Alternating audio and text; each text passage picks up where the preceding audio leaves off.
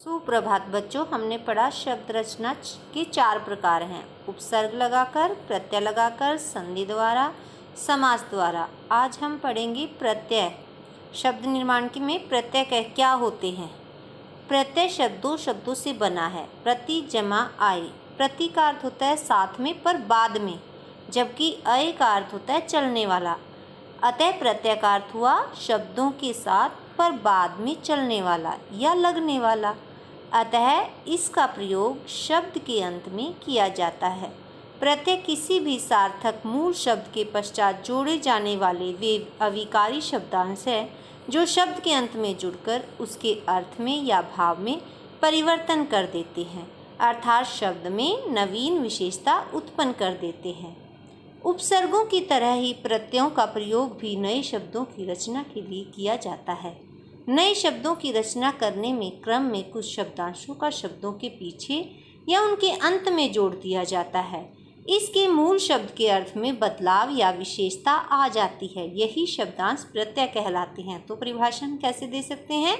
वे शब्दांश जो किसी शब्द के अंत में जुड़कर उसके अर्थ में विशेषता ला देते हैं या पूरी तरह बदलाव ला देते हैं, उन्हें प्रत्यय कहते हैं। अब उदाहरण देखिए बेटा प्रत्यय के कुछ, जैसे पुजारी। पुजारी में पूजा क्या है, मूल शब्द है, और आरी जो है वो प्रत्यय है।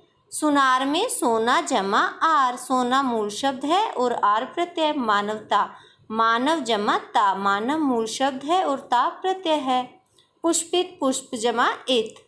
इसी प्रकार प्रत्यय के 2 भेद होते हैं, कृत प्रत्यय और तद्धित प्रत्यय।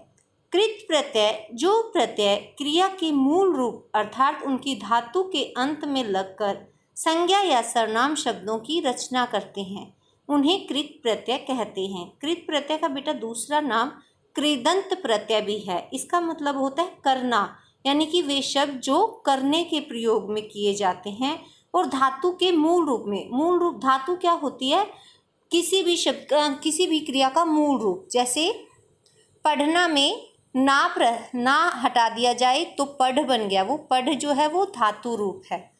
हिंदी की क्रियाओं के सामान्य रूप में अंत में पाए जाने वाले ना को हटाने पर जो बचता है वही क्रिया का मूल रूप यानी कि क्रिया की धातु कहलाता है। तो बेटा कृत का मतलब क्या हुआ, जो करने यानी कि क्रिया के मूल रूप में जो लगते हैं उन्हें। अब कृत प्रत्यय के उदाहरण देखिए, जैसे पढ़ाकू में मूल शब्द क्या है, पढ़, यानी कि धातु क्या है पढ़, और आकू क्या है प्रत्यय। ऐसे ही लुटेरा में लूट धातु हो गया, एरा उसका प्रत्यय हो गया। ऐसे ही रखवाला में रख जो है धातु हो गया और प्रत्यय में कौन सा हो गया, वाला। कृत प्रत्यय तो ये सब क्या है, आकू, एरा, वाला, ये है प्रत्यय, ये कृत प्रत्यय। और ये क्या है, पढ़, लूट, रख, ये सारे क्या है, क्रिया रूप है, यानी कि जो क्रिया के साथ जुड़ते हैं वो कृत प्रत्यय कहलाते हैं। अब हम पढ़ेंगे तद्धित प्रत्यय। क्रिया प्रत्यय का दूसरा भेद है तद्धित प्रत्यय, जो प्रत्यय संज्ञा, सर्वनाम और विशेषण शब्दों के अंत में जुड़कर नए शब्दों की रचना करते हैं। कृत प्रत्यय क्रिया शब्दों के अंत में लगते हैं और तद्धित प्रत्यय संज्ञा, सर्वनाम, विशेषण शब्दों के, जैसे चाय वाला, चौकीदार, चतुराई, साप्ताहिक, चिकनाई, ये क्या है, सारे संज्ञा हैं। चाय वाला, चौकीदार, ये क्या है, संज्ञा शब्द हैं।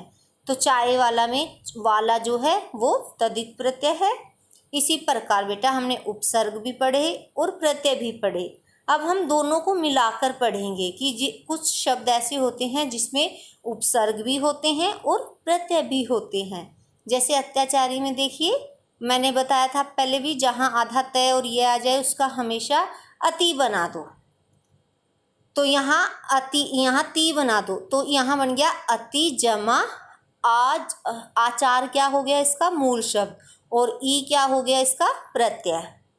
इसी प्रकार अभिमानी में देखिए, अभिमानी क्या है, उपसर्ग है, मान जो है वो मूल शब्द है और ई प्रत्यय है।